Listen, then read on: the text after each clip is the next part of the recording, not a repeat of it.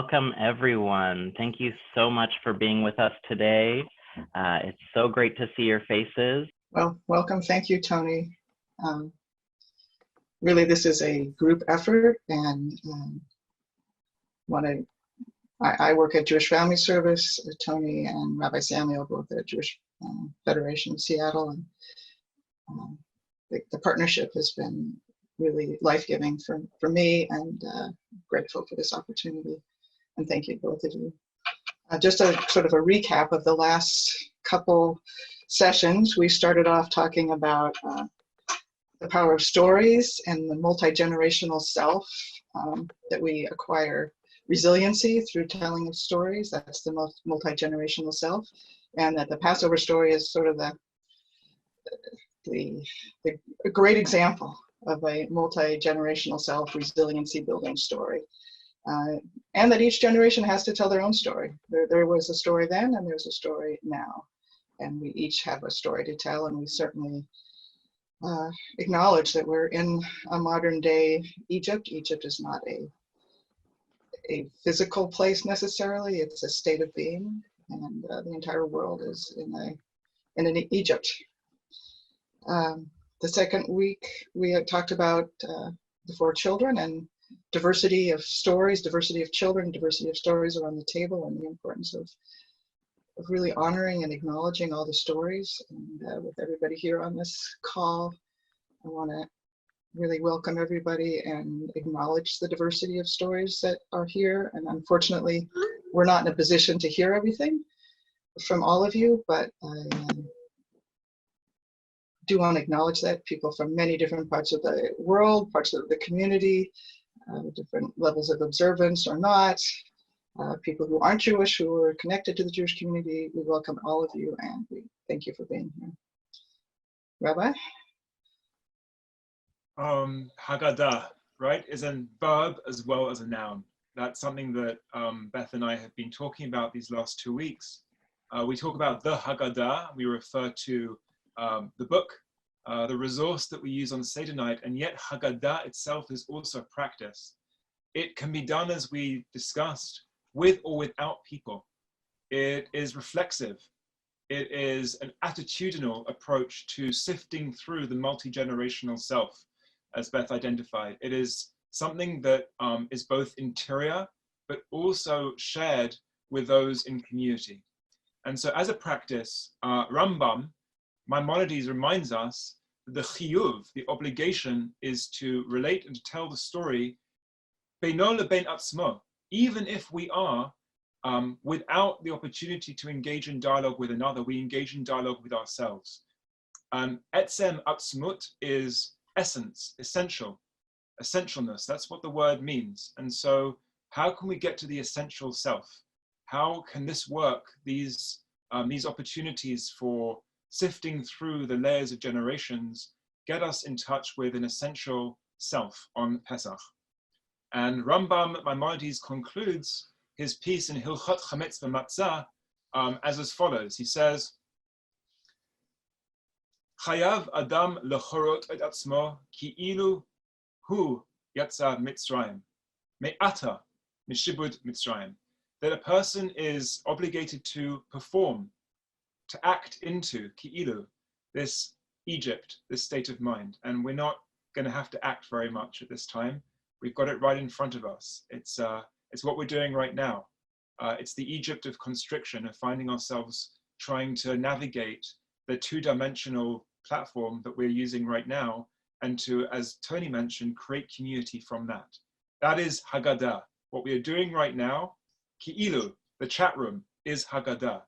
It is relating the stories and those moments of opportunity to engage in community. And that is really where finding our voices, the phrase, comes from, to find our voice in this. So for those that have the sheets in front of them and those that don't, I commend you to look online at the following. Sir Anthony Gormley, Another Place. Sir Anthony Gormley is a British artist. He was part of the young British artists who emerged in the 80s, who really thought about situational art. That is, installations, big installations, One of his most famous is Angel of the North, which you'll find if you go all the way up to Newcastle in England. This particular installation is 100 life-size iron figures, all of his own body, that are sitting in Merseyside in a place called Crosby Beach near Liverpool. Now, I have never been there. I always wish that I could, and I would love to find myself in Liverpool to see this. But more recently, I've been going online. I've met Anthony Gormley. I had the opportunity to meet him some years ago while he was actually casting one of these figures in his studio. So I've seen one of them up close, just not 100 of them on a beach. And so this image is of just 2 of the figures looking out across a sea towards a horizon line. And this is where we begin our story today. We are all of us on a beach.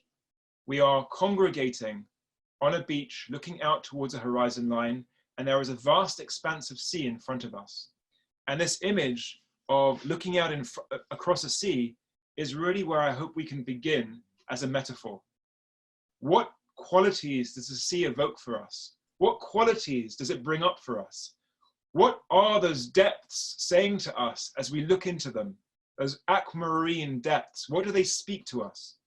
And I recall a book by Iris Murdoch, The Sea. Iris Murdoch, who writes so lyrically about human interactions. Her opening chapter in that book, The Sea, is a couple having a conversation about their relationship in the context of a crashing, tempestuous sea, crashing against the cliffs as their little Volkswagen makes its way up some country lane along the coastline. And the sea and the way the sea is roiling and responsive to their words is just so lyrical, and ready to begin with that metaphor in mind. Turning the page, let us begin with breath. Breath is also essential to speech. It is the atzmut of speech. It is the very essence of speech, for without breath, speech cannot exist. The text of Genesis says, "Vayitze Hashem Elohim et ha'adam, afar min ha'adama, vayepach ba'apav nishmat chayim, vayhi adam lenefesh chaya." And Hashem, God, formed the human of dust from the soil. God blew into the human's nostrils the breath of life, and the human became a living being. And Onkelos, Targum Onkelos, a later Aramaic translation of Torah. If you look in the Torah, there's often a little column to the left. This is Onkelos. And Onkelos says the following, that B'havat ba'adam l'ruach mamalala. Source 2, milel, lemalel, melel, means to communicate. That what the breath did was it instilled in Adam the ability to communicate. That was what breath was. B'havat ba'adam l'ruach mamalala. As a result of this divine breath, there was the ability to communicate. Rashi extends this, the idea of a living being, as distinct from animals, for after all, animals also have breath. So surely what's the difference, therefore, between human and animal, is that with this breath and this ability to communicate is also communication from a place of de'ah v'dibur. Knowledge and understanding, and therefore speech. That there's something unique to the human, that what this speech allows us to do is communicate the inner depths. Tehom el tehom koreh, says Tehillim. Deep calls unto deep. And therefore, a language and speech allows us to communicate our own depths to each other across chasms and abysses, like the one possibly we're looking out at right now. This abyss of a lack of ability to communicate, to call out across the sea. Ilana Stein-Hain responds to this. Ilana Stein-Hain is a senior educator at the Huppin Institute in North America, based in New York, with a prayer that she composed specifically for this time. And here is an excerpt. Neshama v'ruach. Adon haneshemot v'haneshimot, Lord of souls and breaths, mevakshim anu et panecha v'at ruchacha l'rachef. We seek out your face and your spirit to hover. Al panei hatahom sheniftach, over the deep that has opened up. Lehafiach beino od neshmat chayim, lehafiach banu od neshmat chayim, to breathe into us once again the breath of life. Ki b'tzara gdola anachnu, for we are in great travail. Kol asher nishmat ruach chayim ba'apav u'ba'peha, all who bear the breath of life in them. But we who are so in control of our lives, we just don't know what to do. Beth. So what do we do with this? This leaves us with the question, what do we do with this breath that we have? This ability to speak, this ability to communicate, especially as we're coming up on this Seder, which is a time of telling stories, and we're in a time of uncertainty. So we're going to look at the power of song at the Seder, because we sing a lot at Seders. There's a lot of song at the Seder. Interestingly, most of it is praise. There is parts that are reminding us we were slaves in Egypt. Yes, we sing that too, but the majority is songs of praise. And after the meal, one of the things we sing, if you have your text sheet, text 5, 6, 7, the Nishmat Kol Chai, which is sung actually in the Shabbat and festival morning service, right after we sing the crossing of the sea. We sing about the crossing of the sea. We read about crossing the sea, then we say this section. And I want to focus just a little bit on text number 6. Ilufinu Malay Shira Kayam. Were our mouths as full as the song of the sea, and our tongue as full of jubilation. And the Hebrew word rina also means a type of singing. And our tongue as full of jubilation as a myriad waves. It goes on. If our lips were full of praise like the spacious heavens, basically, if we had everything available to that nature has to praise you, and the assumption is that nature is constantly praising, then down to the end, we could never fully express all the favors you did for our ancestors and for us. You redeemed us from Egypt, Lord our God, and liberated us from the house of bondage. There we are again, back to our through story about leaving Egypt. Not about being in Egypt, about leaving Egypt. And when we read this idea, that the song is there in the sea is singing. The sea itself is singing. This is just pure joy. It makes us want to go back and look at a text that we don't look at in the Haggadah, and that is text number 8, the Shirat Hayam, the song of crossing the sea. And we're going to spend some time on this together. This sort of echo that we're hearing throughout the entire Haggadah, throughout this entire story of when we actually crossed the sea. We left Egypt, we crossed the sea. And here's the text, text number 8. Az Yashir Moshe B'nai Israel. Then sang Moses and the children of Israel this song unto the Lord. Now, as I'm going to read this, I'm going to ask you to think about, when did they sing this song? When's the then? When's the then? Then they sang. What's the then?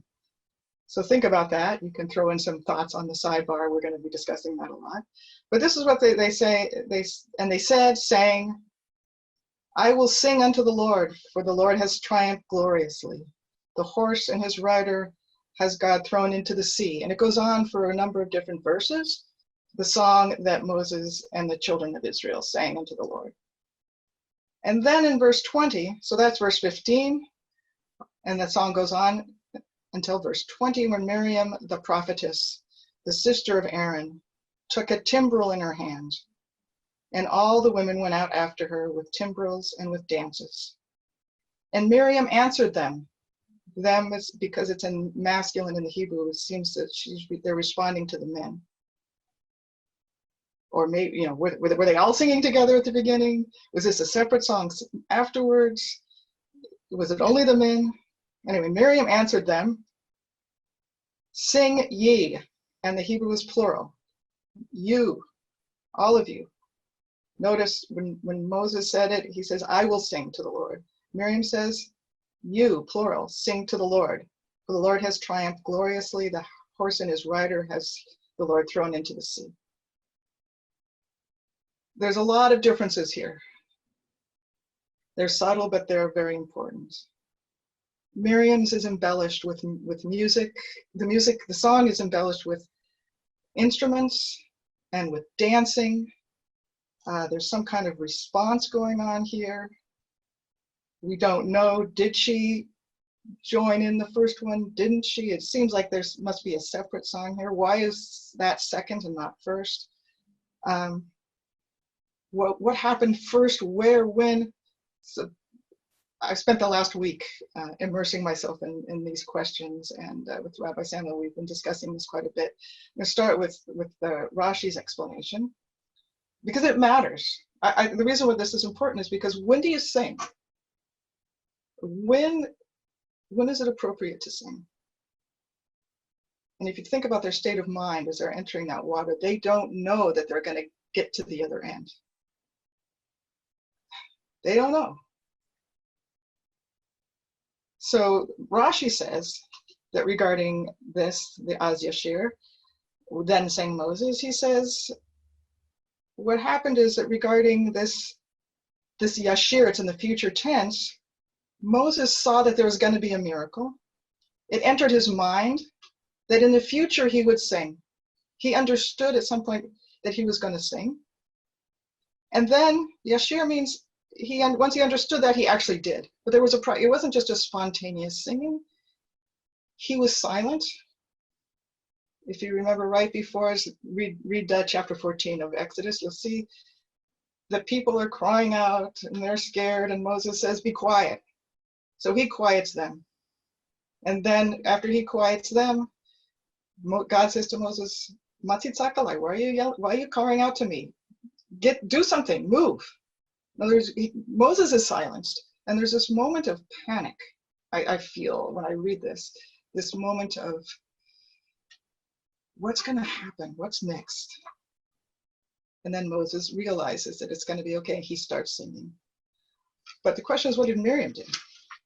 Miriam, according to some, the women had already experienced terror in giving birth to children. And when they experienced that terror, they were helped by God. And they had belief that it was going to be okay, because they'd already been through this. They'd been through terror before. So they let the men sing first. And again, it's not about men and women. I think we have to be really careful about this. But the people who've never experienced going through difficulty before are going to have a different kind of terror than the women, people who have, and there's like, we've survived, we can survive, we've been through terror before. And the women, they brought the musical instruments with them, they were able to dance. There was a different level to this because they had seen it before. And I want to look, I'm just looking at my time here. We're getting shorter on time. There's so much to talk about here, but if you look at text 12, 13, 14, there's an argument here that there is actually terror in this song, and it was sung as they entered the sea. They were afraid, and because they were afraid, they sang. And so the question is, what does it mean to sing when you're afraid? How can song help us through the sea? Perhaps the song wasn't sung at the other end, the song was sung right in the middle. Rabbi, you want to comment on that? There's so much here, I don't even know where to start. That they are singing in defiance of terror. Yeah. That the song is a defiant song, and that they're not yet sure that there is a ness, that they're suspended, they are beinonim, they are in the middle, they are caught in between, and yet they sing, and that the song is something that is defiant. It is full of all the feelings, both the feelings of hope, but also the fear that you're referring to. Mm-hmm. So this is how I'm reading it. I'm reading that Az Yashir is, they are not yet jubilant and triumphant. They are singing their way through fear and terror. Right, it reminds me of the videos that are going around of people in the balconies in Italy, right? Singing through the terror, or the stories of slaves in America, singing in the midst of the slavery. It's not that the singing happens at the end. It can also happen at the end, but it's what gets us through. And then the question is, what kind of song are we going to sing? And So go they ahead. sing from joy. It is said, right? So the source that we've been studying together is the Kedushas Levi. Here at source 15 in your packets, if you're following, that there is Az Yashir. The song that they're singing here is the primary experience of joy is in the heart. Yesh lehavin, de'ha'ika hasimcha hu balev, ve'im kein matzorech ledaber v'lashir b'et hasimcha. The Kedushat Levi is kind of like he's thinking about the construct of song and speech. Song and speech are both externalizing what is a feeling in ultimately interior, which is a feeling of joy. But in this piece, which is a beautiful piece, and we're again not going to go through the whole piece together, what I'm reading here is that the idea of externalizing, of speaking and then singing, is that you are joining together with others in a feeling that you are having. That ultimately it's not just an interior experience, that the quality of joy here is increased by the idea that we are singing together. So that singing together, is not just child's play. You put children on a rug, throw a few xylophones and other blocks at them and say, just go and play. No. Building community together through song, sitting in a circle or what have you, and singing into the center actually builds a sense of resilience and sufficiency. That song does something that is beyond just speaking. There's speaking and then there's song, and singing does something to that center. It builds out the center. It creates a sense of togetherness. Yachad Shiftei Yisrael, right? This idea of together. So that is how Kedushat Levi understands it. The song is actually glue. That it's Rabbi Samuel, if I could jump in, we've had some comments in the text box that are really relating exactly to what you're saying.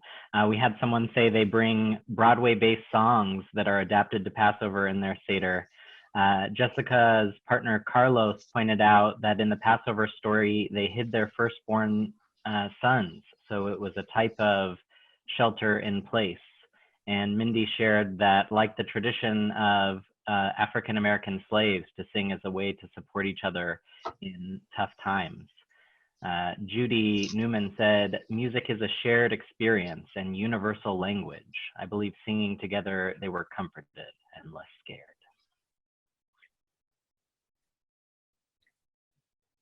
Yes, there's something about singing together. We're all separate. Individuals come together through song. We have our own individual experiences, but when we sing together, there's some kind of strength that comes with it. And in text number 16, the Eish Kodesh, the Bezetzner Rabbi talks about this. Like there's people in different stages, in different states of being able to either start the song or need someone else to start the song for them.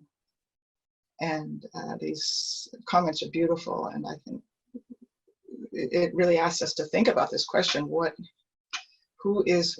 asks us to think about many questions, but one of them is, can you sing? And if you can't, who can you hang out with will help you get started singing?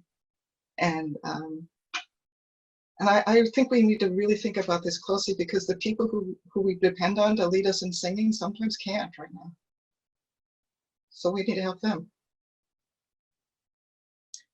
There's also here an underlying sense of possibility where singing is not technical. It's not about, oh, I can sing or can't sing. I can speak or can't speak. There's a kind of binary there. And I think that reading the Kedushas Levi, and now also the Piazetzner, it's about communicating through expression, expressiveness. That maybe we won't get caught on singing a good tune, that I can hold a tune. It's really about expressiveness and about taking the inside and expressing them outside. And that song is a carrier and a container for that self-expressiveness. So rather than it being about singing a tune and holding a tune, it's about breathing in, breathing out with with a fullness of expression, and that expands outwards. That sense of expansiveness, of harchavat da'at, is connected, that connectedness to others. I think that's what the prophecy is here. I think that's what he's referring to, rather than a hierarchy, that there are those who can and those who can't. That there is in moments like this, there is a unique opportunity for us to express ourselves, and we should express ourselves in the face of this unknown. And then it is challenging now because singing is so important to us, and we can't really sing on Zoom the way we would like to sing together, right? So, but we can still sing together. I've been at the Ilimud, I was in a class, and the leader was singing, had us all mute, and we sang with her. And just hearing my own voice with her, I was singing with somebody else. And knowing that other people were singing, there was a communal experience. Singing alone, singing together, two completely different experiences. So, I'm reminded of an experience with Joey Wiesenberg. Some of you on this call may know of the Rising Song Institute, which is in Philadelphia. It is part of the Hadar Institute for Jewish Learning, based in New York. Joey Wiesenberg, for the last 10 years, has been sharing his songs and his way of building community through song across America and internationally. And he has a phrase, which is an old phrase, the Meshurarim.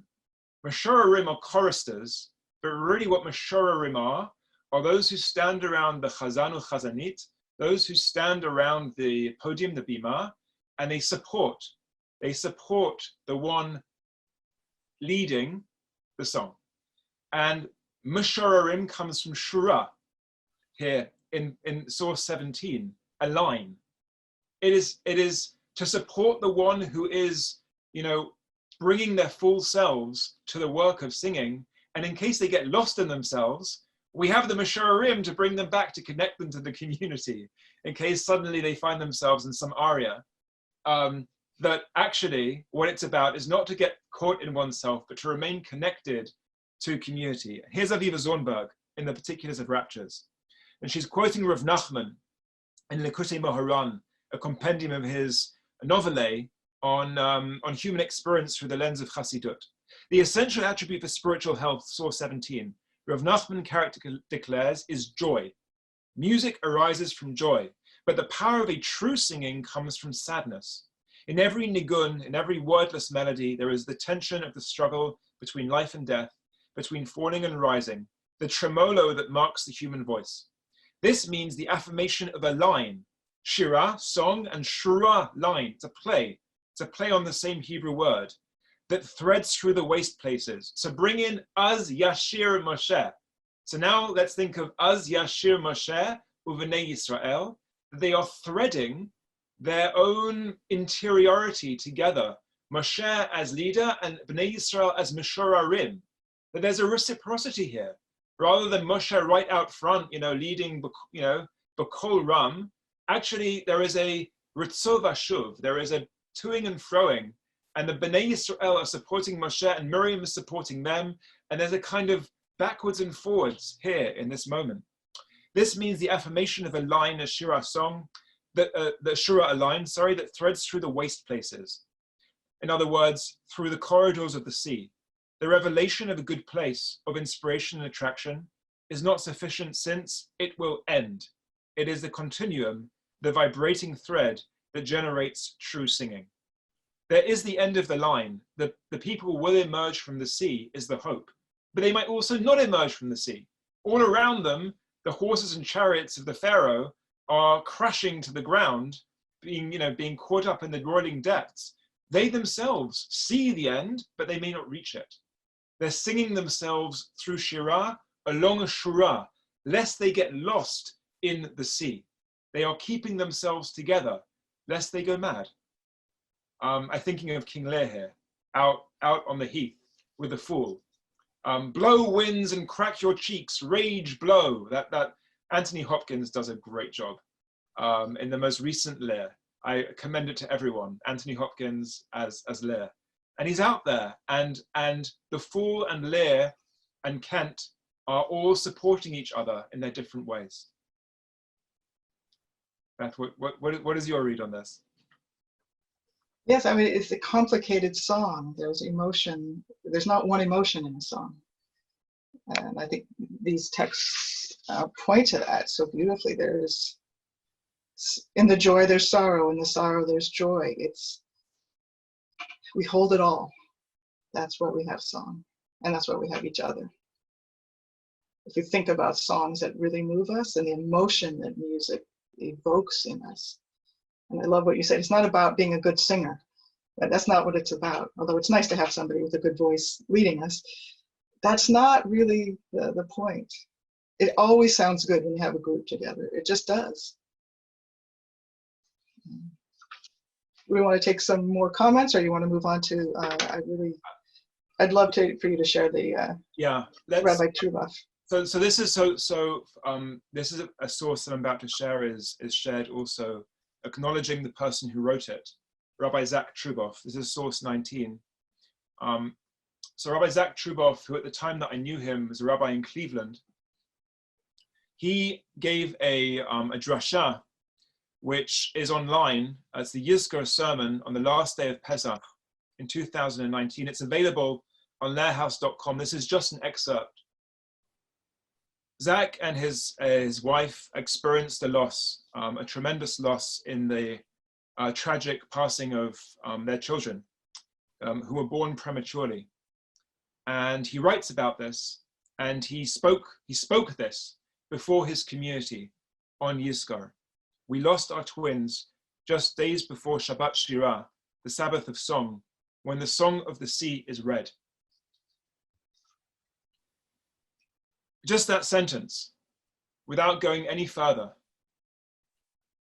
Art and life are in that time intermingled, because Rabbi Zach Truboff is the rabbi of the community, and he's speaking from a place of deep pain, but also as he goes on to speak about a place of joy that is able to talk and sing with the community on Pesach at this time. And that even though he is the leader of the community, that the Meshorarim, the community who is keeping him and his family sane at this time, their presence, their voices contribute to his own coming out of the sea. He says, this enabled me to realize that even in the short time that our twins were present in our lives, they too were part of the Jewish people. That speaking of them, singing of them, including them in his tefillot, even though he and his wife only were with them for a short period of time, they had names, they were given names, and they had presence. That the song and the speaking, the dibur and the shirah, gave them chiyut, it gave them life in their world. And to this speaks a beautiful piece of Talmud that comes out of a series of happenings where rabbis go to greet each other when they are sick. And I will read this entirely in the Hebrew, in the Aramaic, and the English, because it's so apropos of the time we are in. Babylonian Talmud Brachot 5b. Rabbi Yochanan Chalash, Rabbi Yochanan once fell ill. Ola Gabe Rabbi Chananya went in to visit him. Amalei, says Rabbi Chananya to Rabbi Yochanan, Chavivan Alecha Yisurin. Our sufferings, these sufferings welcome to you, because you're going to get schar, you'll get reward in Olam Haba, in the world to come. Amalei, so Rabbi Yochanan said to him, Lo hen velo secharan, not them and not their reward. No, I don't want this. Amalei, so hearing this, Rabbi Chananya did something. He said, Chav li yadcha, give me your hand. He touched him, he reached out to him. Yahav le yadei v'ukmeh. He gave him his hand and he raised him. Rabbi Chananya raised him. Now this could be metaphorical as well as actual. Something happened then where a question was asked, a response was given, and then there was a clear opportunity to raise the other. It could have been through words. In this case, it was through physical presence. And why was this? Amai? Lo kin Rabbi Yochanan nafshe. Why could Rabbi Yochanan not have just raised himself in that moment? Amri, so they said, it was said, Ein chovush matir atzmo mebeit ha'asurim. A prisoner cannot free themselves from jail. In other words, we need to have the others in our space to lift us when we wax and wane in our own sense of self-sufficiency. This is what Rabbi Zach Truvos is saying, that those who lead require and need mashorarim, those who sing. It's such a powerful thing to realize that leadership and followership are actually twins in this respect. They require each other, and that there's an opportunity to support and give as much as there is to come forward and lead, and that this is joy and sorrow are the twins here. Sorrow is a shura to joy. Let us not think that sorrow, even painful sorrow, is not something that comes into joy. As Christian Wayman says in Source 18, sorrow is so woven through us, so much a part of our souls, or at least any understanding of our souls that we are able to attain, that every experience is dyed with its color. That is why even in moments of joy, part of that joy is the seams of awe that are our sorrow. They burn darkly and beautifully in the midst of joy, and they make joy the complete experience that it is, but it still burns. Right, this leads me to the text 21 and 22, where again, this is the Eish Kodesh, the Rabbi we met last week, who was the Rabbi in the Warsaw Ghetto, who taught Torah in the midst of the fire, as his book is called, the Sacred Fire, Eish Kodesh. And he looks at this psalm that we say during the Seder, Lo hametim hallelujah. The dead cannot praise God, or those who go down in silence, they also can't praise God. But we praise God now, me'ata v'ad olam. Now, and usually translated as forever, but he translated hyper literally. The olam is the olam haba, is the world. And he says, who goes down in silence? Who dies in silence? Who can't sing? It's not about the dead. It's about people who don't sing, use their lives as a song. When your life is a song, when you sing in your lifetime, we who do that, he says this in the Warsaw Ghetto, to people who have, including himself, lost family, friends, students. He'd already lost every member of his family at that point who was living there. If we sing our lives now, if our lives are a song, then we will still praise God in the next world. We will not die. We who sing God's praises in this world will praise God from now until the world. Hallelujah, because we will still be singing God's praises in the future world. We create eternity when we sing in spite of everything. We live our lives as a song. That's a part of what the Haggadah is asking us to do, and to ask, what does that mean for us to live our lives as a song? In community with others, to sing together. And that's definitely a question to our community today. What does it mean to live our life as a song? I think we can use a chat room, to what is this calling to for us as we read this? What does it mean to live life as a song, where the song is the fullness? Right. They were in the sea, right? They were definitely in the sea, terror, not sure they were going to get out, and many of them didn't. Most of them didn't, but they sang. We're entering a sea. We don't know. Can we sing? When we were sharing earlier, preparing for this learning together, we were talking about Oliver Sacks and his piece on what it means for someone to learn how to be re-music. And it's just a phenomenal phrase. And in the footnote, this is actually a footnote to his book, Awakenings. Some may know it from the film with Robin Williams, Awakenings. It's about a whole generation who were almost comatose and reawakened to a world in which was very different to it's a true story actually, in which they were unable to engage or felt they were at sea, literally at sea. And so I'll just make mention of it, source 23, because this is the phrase that for one of his patients who has Parkinson's and who feels that music gives her back to herself. Music, she says, this is Edith, as I am unmusicked, I must be re-musicked. That something about her, she feels unmusicked, and that songs, tunes I knew from years ago, catchy tunes, rhythmic tunes, the sort I love to dance to, when those tunes come on, something happens to her and her body. With this sudden imagining of music, this coming of spontaneous inner music, the power of motion action would suddenly return, and the sense of substance and restored personality and reality, that she could dance out of her frame. It's just so much about Miriam and Moshe.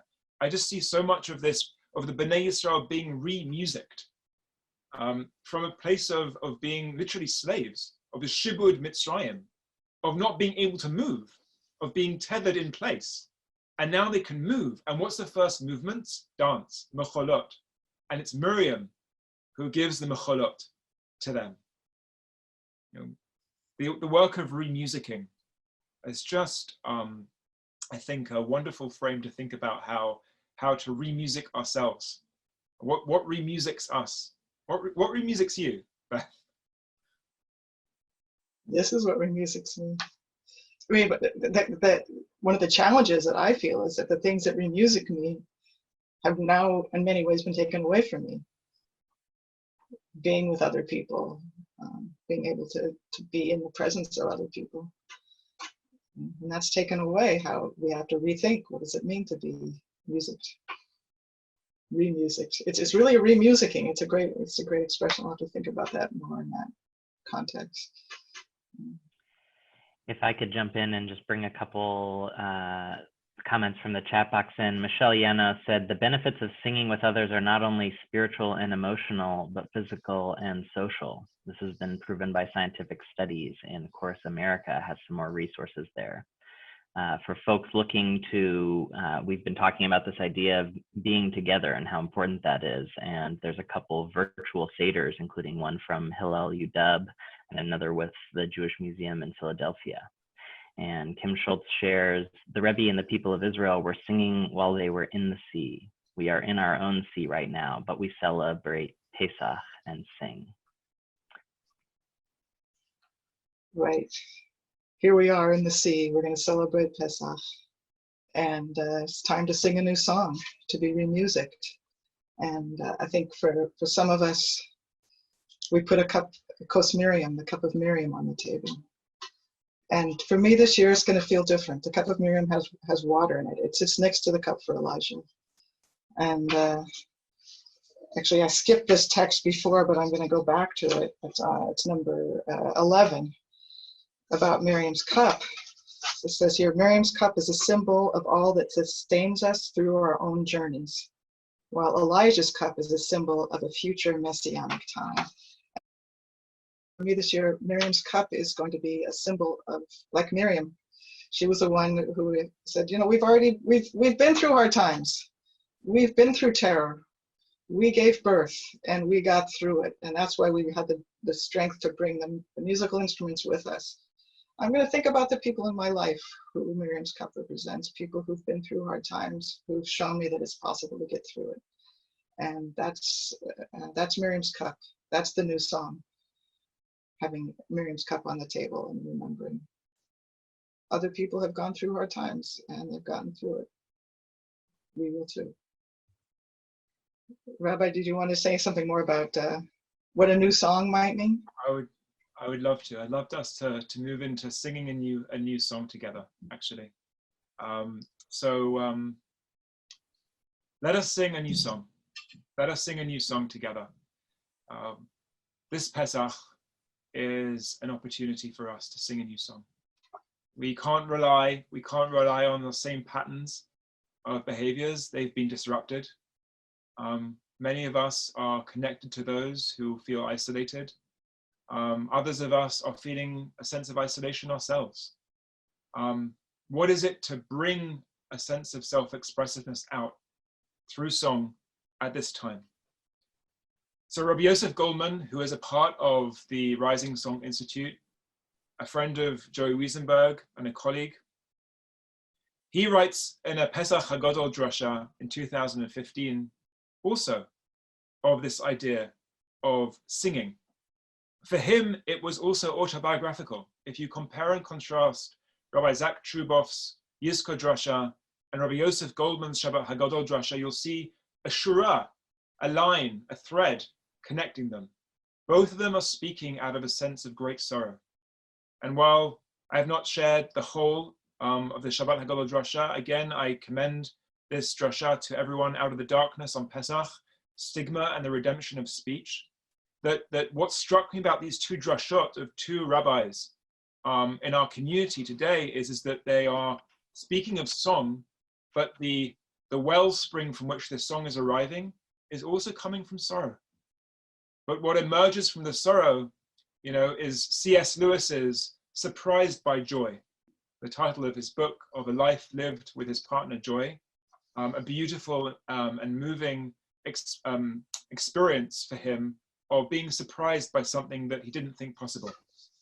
And so both of these colleagues are surprised by joy. And Rabbi Yosef Goldman says, and I will conclude with the final paragraph here, we can choose to reclaim our own stories, to look beyond the lenses of shame and of stigma, to tell stories that are life-affirming and healing, to tell stories that are truly redemptive, and shift our collective narratives. When you tell your story as a verb, Haggadah as a verb, not only a noun, you never know who will be touched by your words. As a shirah, right? Hav lan yodecha, give me your hand. A story is a hand. In a world in which we currently can't give each other our hands literally, what stands in for a yad, a hand? A story, Haggadah, as a practice. We can give others our stories, our words, our song, and hopefully they will be touched by them. You never know when telling your story, and I might add, when singing your song, might save someone's life. And he goes on to quote the Shir Merubah, the fourfold song of Rav Kook, Avram Yitzchak Cohen Cook. We've included the full song. We are not going to review it now, but the song is expansive. It begins with the song of the self, and it expands all the way out into the song of existence and the song of beings. And the song concludes with the ultimate song, which is Shir Hashirim Asher Shlomo. That all the songs that Rav Kook is describing here that emanate outwards from the atzmut of a person, the core, from person to family, to community, to city, to existence, to being, ends with Shir Hashirim. And we may know the tradition to conclude Pesach, Seder, with Shir Hashirim. Some have the tradition to actually read the whole of Shir Hashirim at the end of the Seder. It is the capstone moment of this building love that is, as we do Hallel and Nirtzah, building, and the ultimate, the apotheosis of that moment is Shir Hashirim, Asher Shlomo. And so what Yosef Goldman brings us to is really this idea that stories can be containers for powerful expressiveness that touches in ways that lift us. That is how I'm reading Rav Yosef Goldman, his reading of Rav Kook's Shir Merubah. Beth, how are you?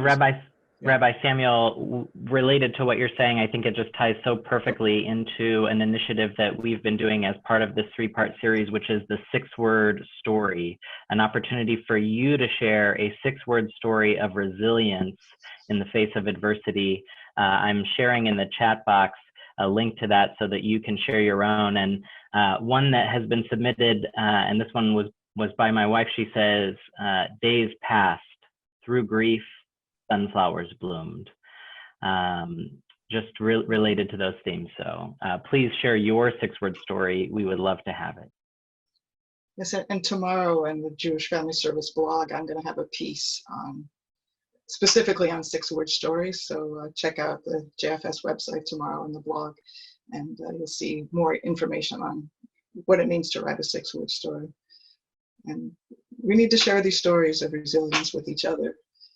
and remind ourselves that we can do this together. And I'm going to pass it back. I just want to say a big thank you to Tony and to Rabbi Samuel for making all of this possible before we pass it back to Rabbi Samuel to close us up, unless you have something else to say, Tony, before we pass it back to Rabbi Samuel. All right, back to Rabbi Samuel, and thank you both. I'm just going to explain to everyone what we're about to do. So we're going to come out the other side of the seashore. This is the final page of your packet. If you will join me, here we are looking now at another view of Anthony Gormley's installation, another place. You will see more figures, each of them distanced from one another. For me, this is a grand metaphor for what we're experiencing right now.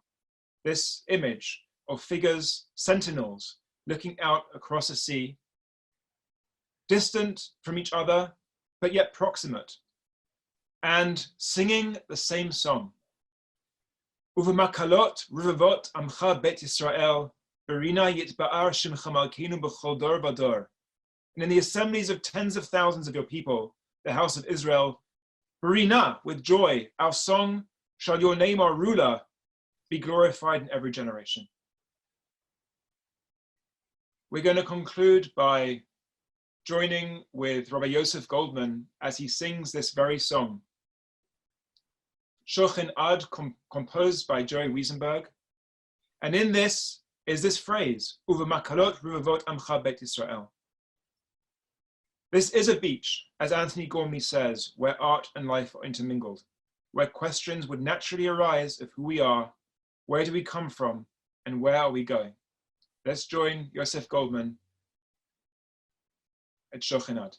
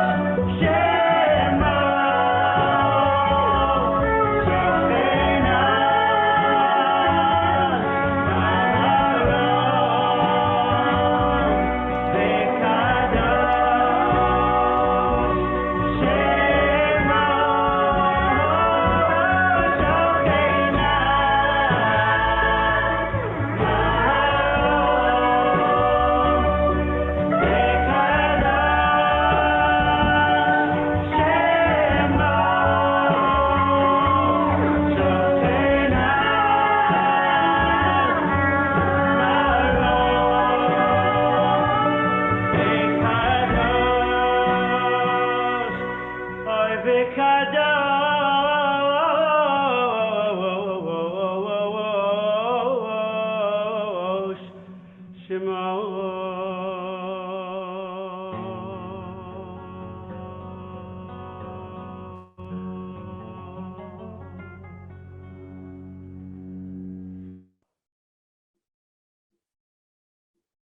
Kasher v'Sameach, everyone.